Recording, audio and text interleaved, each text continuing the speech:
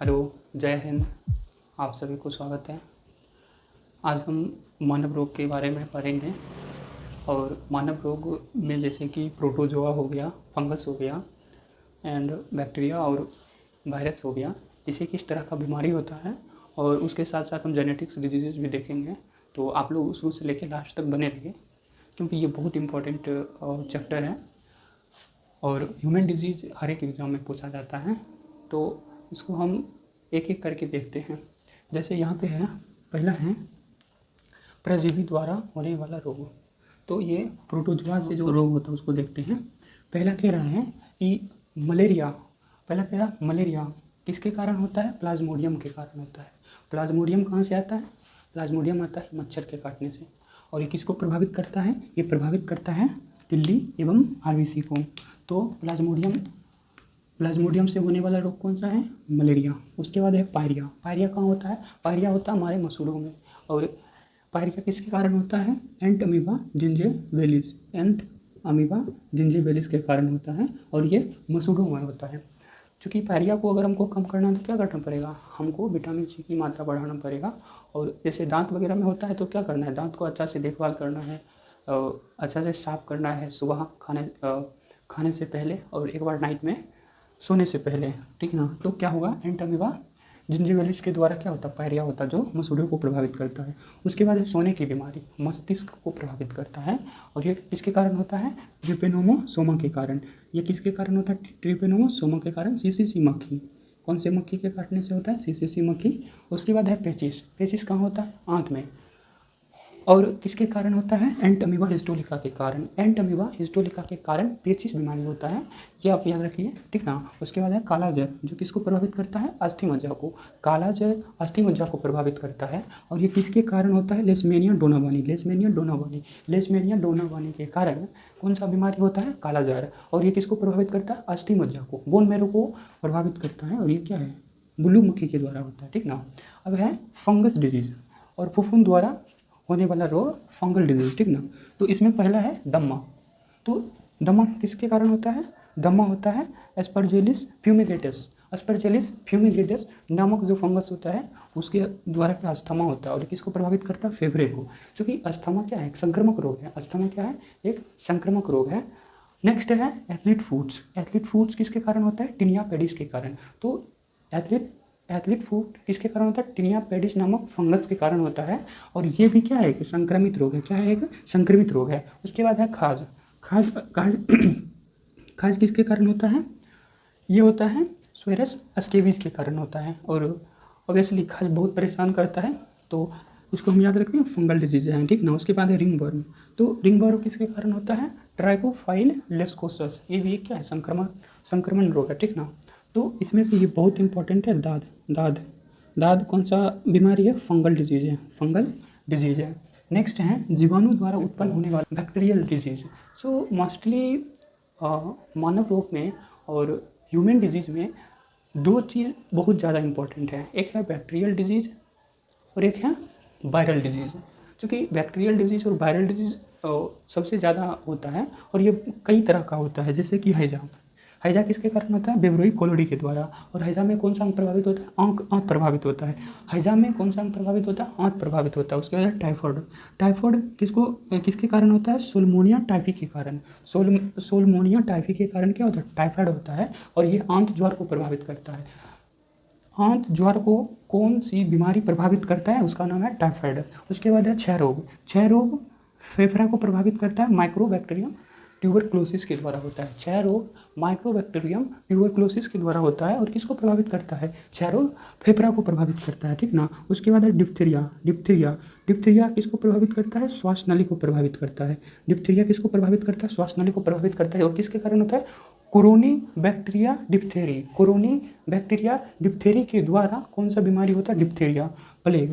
Plague किसको प्रभावित करता है? प्लेग प्रभावित करता है फेफड़ा को और किसके द्वारा होता है प्लेग?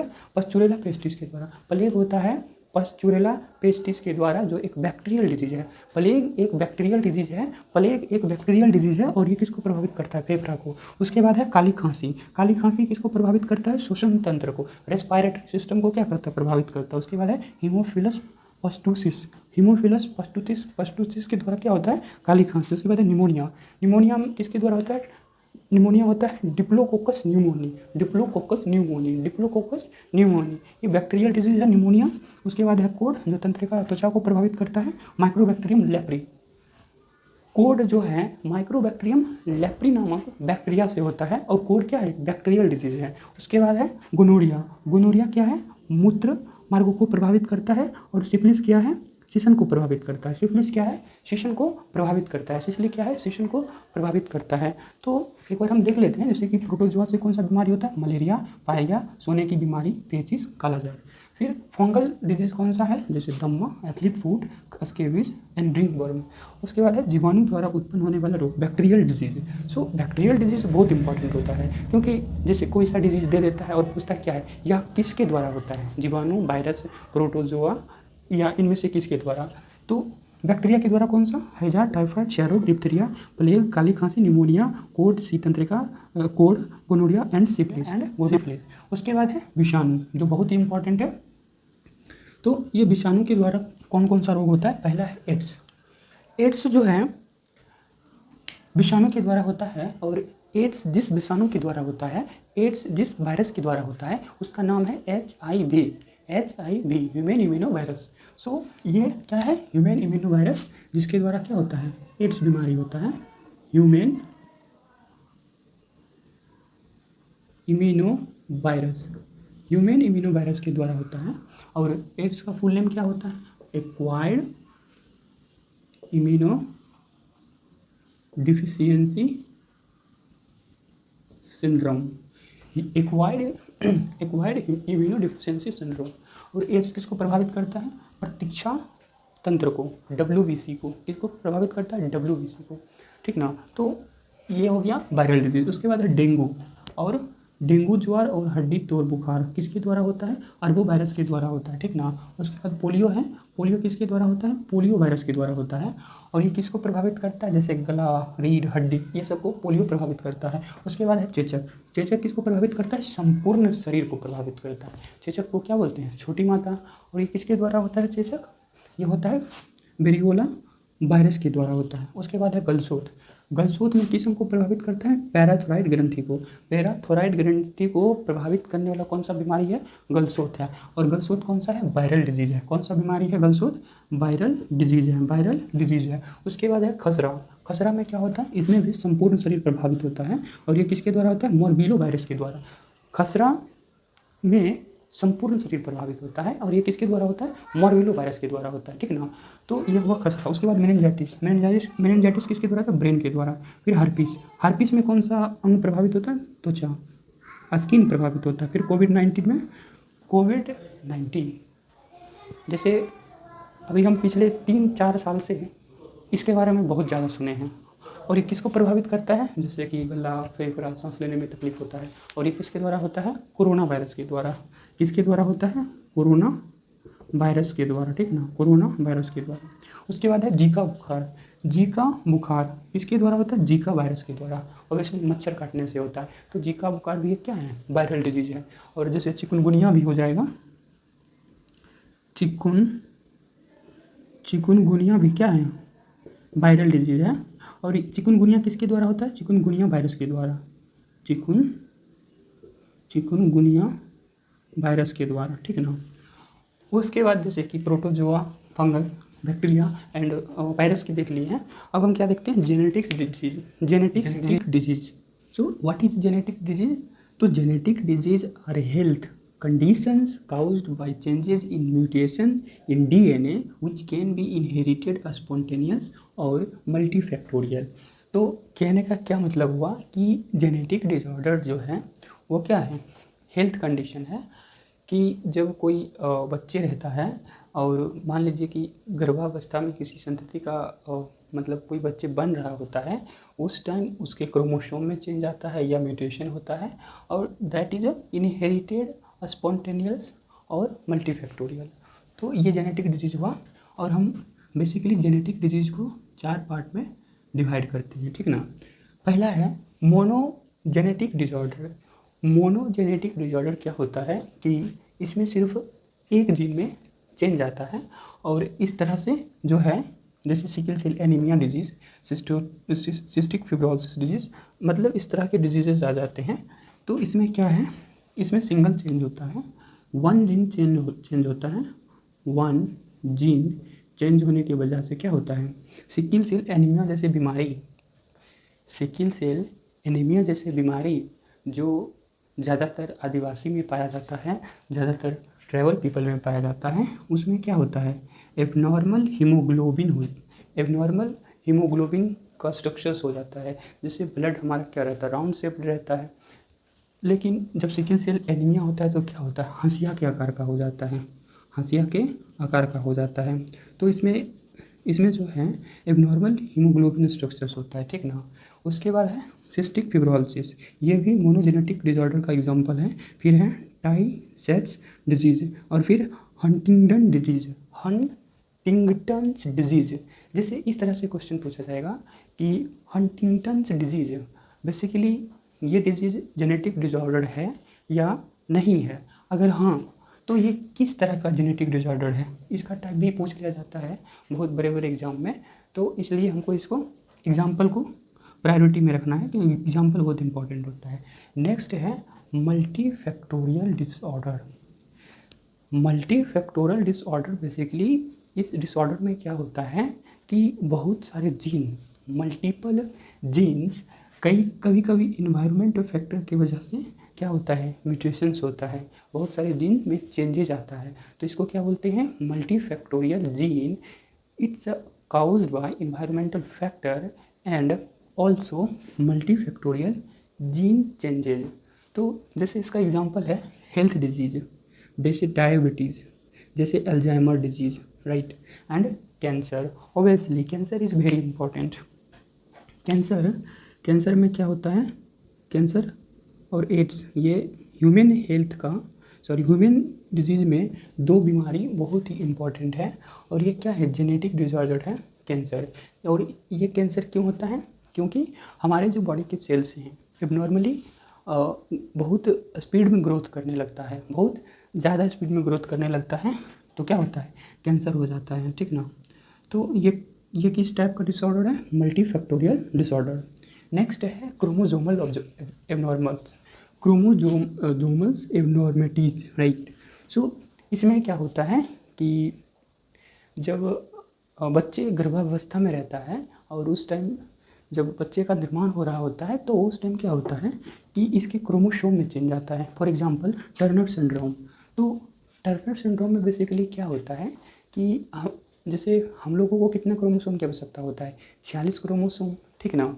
46 क्रोमोसोम किस आधार पे, जैसे 44 ऑटोसोम प्लस एक्स और एक्स वाई, ये है normal male and female. But क्या होता है कि यहाँ पे ये वाली जो एक्स है इसको नहीं मिल पाता है, ठीक ना। ये एक्स गायब हो जाता है और एक्स के आधार पे आ जाता है ओ, यानी कि बार सेल आ जाता है, ठीक ना, बार सेल आ जाता है, जिसकी वजह से क्रोमोसोमल एबनॉर्मेलिटीज आता है। तो टर्नर सिंड्रोम में बेसिकली टर्नर सिंड्रोम में होता है, और इसमें क्या होता है, फीमेल स्टराइल हो जाता है, फीमेल बंदपन आ जाता है, ठीक ना, फीमेल बंदपन आ जाता है।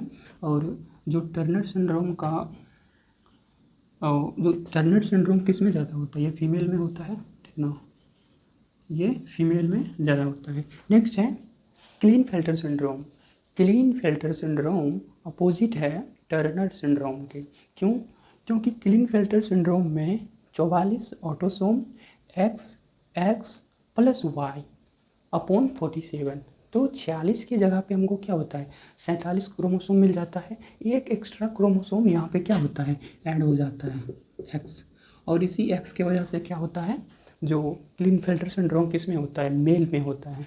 और मेल में होने की वजह से क्या होता है, मेल में होता है ये, मेल में तो मेल नपुंसक हो जाता है, मतलब मेल स्टेराइल हो जाता है, ठीक ना।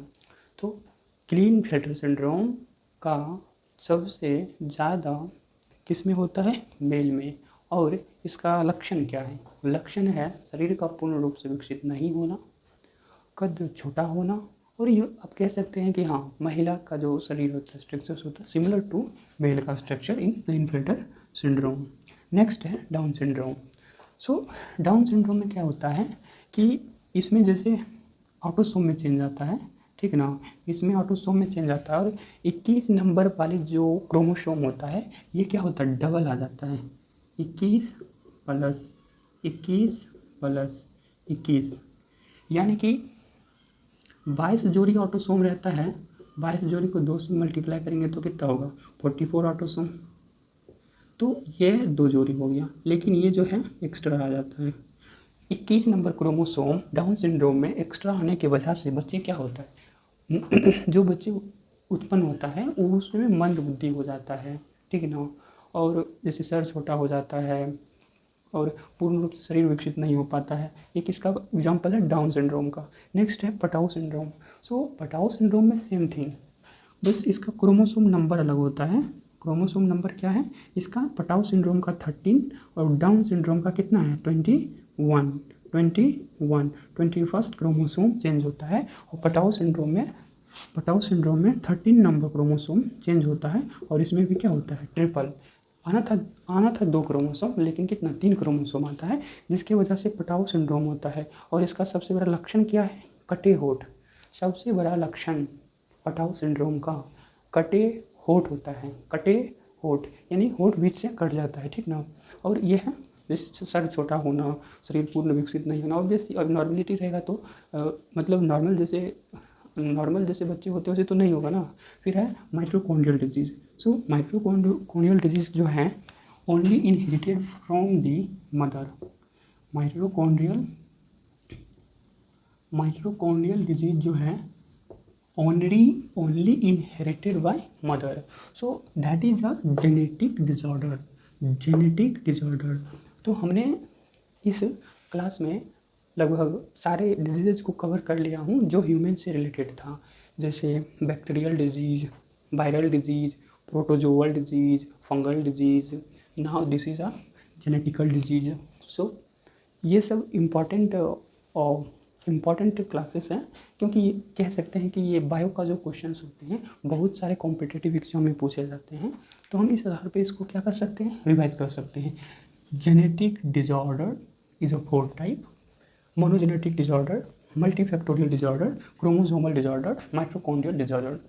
तो यहाँ पे क्या है, sickle cell anaemia example, monogenetic disorder का cystic fibrosis, tie disorder, Huntington disease and multifactorial disease heart disease, diabetes, Alzheimer, cancer and chromosomal abnormality में like Turner syndrome only in female, Klinefelter syndrome only in male 47 number chromosome, Down syndrome 21 number autosome में change होता है and Patau syndrome that is 13 number chromosome में autosome में change होता है। फिर है माइटोकॉन्ड्रियल डिजीज। जो माइटोकॉन्ड्रियल डिजीज जो है ना बेसिकली मदर के द्वारा संतान में जाता है।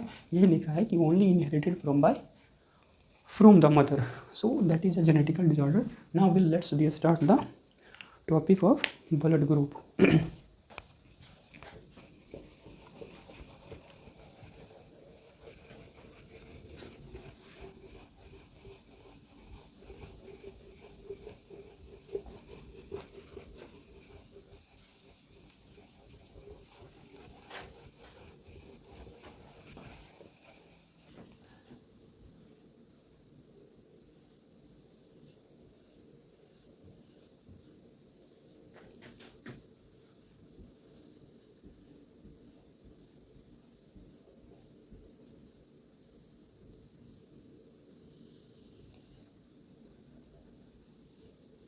सो ब्लड ग्रुप बेसिकली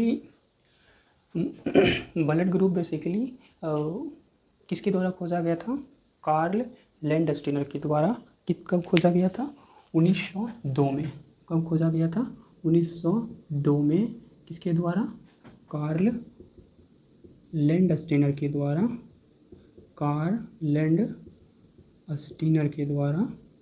कब खोजा गया था, 1902 में। तो जो कार्ल लैंडस्टीनर साइंटिस्ट थे, इन्होंने ब्लड ग्रुप को बेसिकली 4 पार्ट्स में डिवाइड किया है, ठीक ना। 4 पार्ट्स में डिवाइड किया है और ये कौन सा है, ये है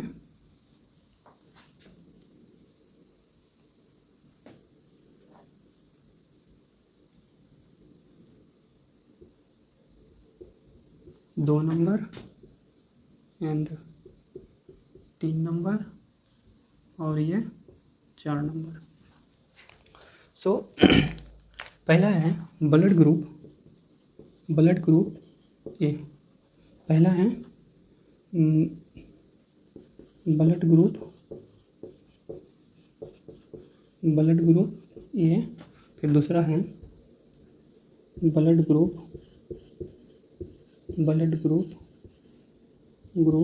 बी। फिर blood group A B and blood group O. Blood group क्या है? ओ। ये 4 तरह का कार्ल लैंडस्टीनर ने 1902 में जब ब्लड ग्रुप का खोज किया तब 4 पार्ट्स में इन्होंने डिवाइड किया है, ठीक ना। पहला है blood group A, blood group B, blood group A B, blood group O, ठीक ना। ब्लड ग्रुप में क्या ज़्यादातर अंतर रहता है हम वो देखते हैं। जैसे ब्लड ग्रुप हुआ ना, ब्लड ग्रुप ए का एंटीबॉडी, ब्लड ग्रुप ए का एंटीबॉडी, ब्लड ग्रुप बी का एंटीजन, ठीक ना। सिमिलरली इसका antibody, antigen, and similarly antibody,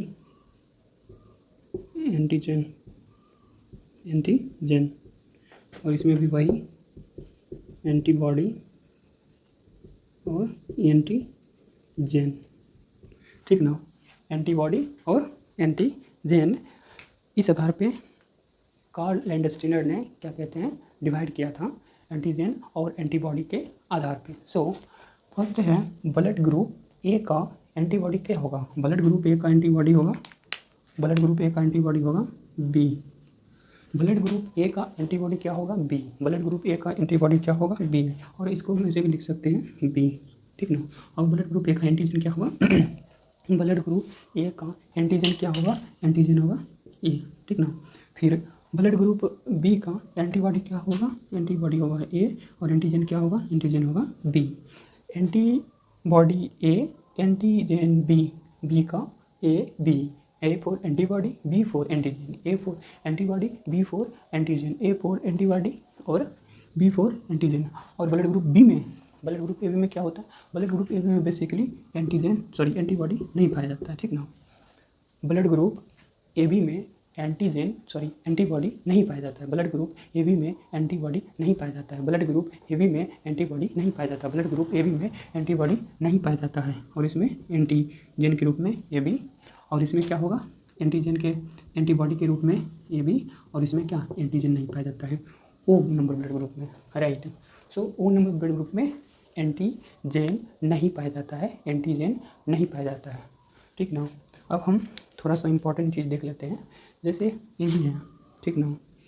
blood group A B को यूनिवर्सल रिसेप्टर कहा जाता है, सर्वदाता ग्राही कहा जाता है। ब्लड ग्रुप ए बी को यूनिवर्सल रिसेप्टर कहा जाता है, यानी कि यह ब्लड ए से भी ले सकता है, बी से भी ले सकता है, ए बी से भी ले सकता है और ओ से भी ले सकता है। तो इसको क्या बोलते हैं? सर्वदाता ग्राही और यूनिवर्सल रिसेप्टर, ठीक ना। Universal receptor. उसके बाद है blood group O. So blood group O में क्या है? एंटीबॉडी ये भी प्रेजेंट रहता है, एंटीजन अब्सेंट रहता है। एंटीबॉडी प्रेजेंट रहता है, एंटीबॉडी अब्सेंट रहता है। और इसको क्या बोलते हैं? इसको बोलते हैं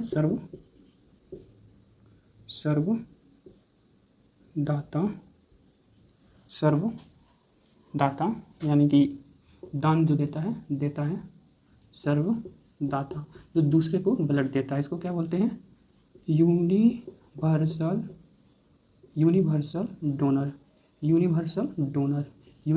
डोनर, इसको बोलते हैं यूनिवर्सल रिसेप्टर, ठीक ना।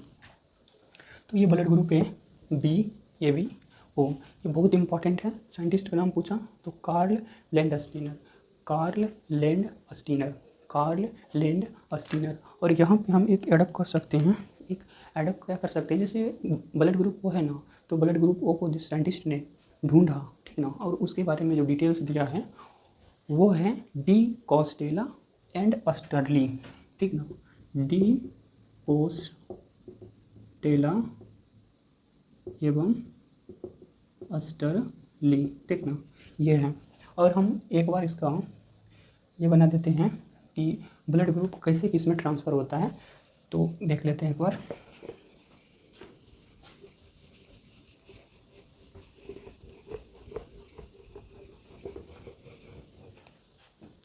जैसे ब्लड ग्रुप जो है,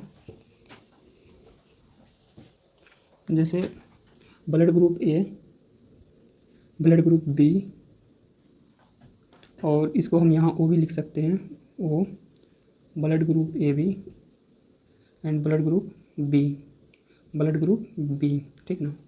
तो ये भी क्या कर सकता है, इससे ब्लड ले सकता है, फिर ए भी बी से भी ब्लड ले सकता है, फिर ए भी ओ से भी ब्लड ले सकता है, फिर ए भी ए बी से भी ब्लड ले सकता है, ए बी से भी ब्लड ले सकता है और दे भी सकता है, ठीक ना।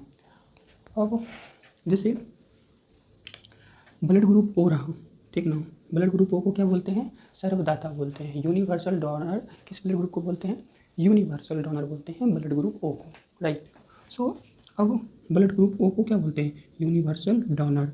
तो ये किसको किसको दे सकता है, ये ए को भी दे सकता है, बी को भी दे सकता है, और ए बी को तो दे दिया है, ठीक ना। अब बी क्या करेगा, बी बी बी को खून दे सकता है और बी से ले सकता है, ठीक ना। वो क्या करेगा, ओ से खून ले सकता है और बी दे भी सकता है। और यहाँ पे क्या है, ए से खून ले सकता है और ए से खून दे सकता है। लेकिन यहाँ पे कंडीशन है, जैसे कंडीशन ये है कि अगर मान लीजिए ये ब्लड ग्रुप ए है और ए में ब्लड ग्रुप देना है, ठीक ना, ब्लड ग्रुप ए में हमको क्या करना है, देना है, इस तरह का जो कंडीशन बनता है होते हैं इसको। इसमें क्या होता है, जो पहला संतान होता है, फर्स्ट चाइल्ड क्या होता है, जन्म के समय या गर्भावस्था में ये मर जाता है, ठीक ना। और ये रहा ब्लड कैसे कैसे किस में देना है, जैसे ये भी हो गया। बाकी यहाँ पे हम प्लस को भी दे सकते हैं और ये भी माइनस को भी दे सकते हैं, ए बी प्लस को भी दे सकता है, माइनस को भी दे सकता है, बी प्लस से ले भी सकता है, माइनस को दे भी सकता है, और इसमें भी सेम थिंग है, इसमें वही है, ठीक ना। तो जैसे ये भी हुआ, ये भी जो है किसी से अगर ब्लड ग्रुप लेगा तो किसी लेगा, सिर्फ ए बी ब्लड ग्रुप से, ओ से, ए से, बी से, ठीक ना। ए से भी खून ले सकता है ये भी, ओ से भी खून ले सकता है ये भी, बी से भी खून ले सकता है ये भी। और हम ओ को क्या बोलते हैं, क्या बोलते हैं, सर्वदाता, यूनिवर्सल डोनर बोलते हैं। और ए बी को क्या बोलते हैं, ए बी को बोलते हैं यूनिवर्सल रिसेप्टर, यानी सर्वग्राही, सर्वग्राही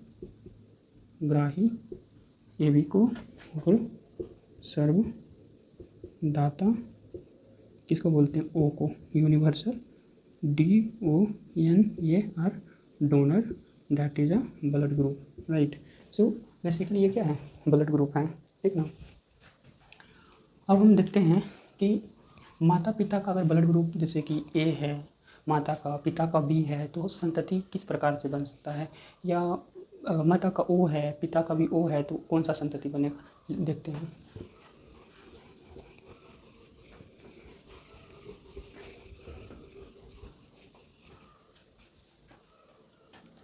जैसे यहाँ पे एक पेरेंट्स हुआ और ये दूसरा पेरेंट्स हुआ, ठीक ना, और ये कंडीशन हुआ, ठीक ना। मान के चलते हैं कि माता ओ ब्लड ग्रुप है और पिता ए है, तो इसका जो चाइल्ड होगा उसका जो ब्लड ग्रुप होगा क्या होगा, ठीक ना। तो इसका जो ब्लड ग्रुप होगा क्या होगा, फिर मान लेते हैं कि माता ये है, पिता वो है, फिर इसका क्या होगा, माता वो है,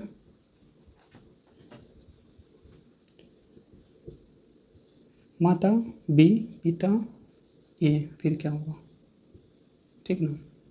अगर माता ए बी, पिता ए, फिर क्या होगा, फिर माता ए एंड पिता बी, फिर क्या होगा, एंड माता ए बी और पिता भी ए बी हो, फिर क्या होगा।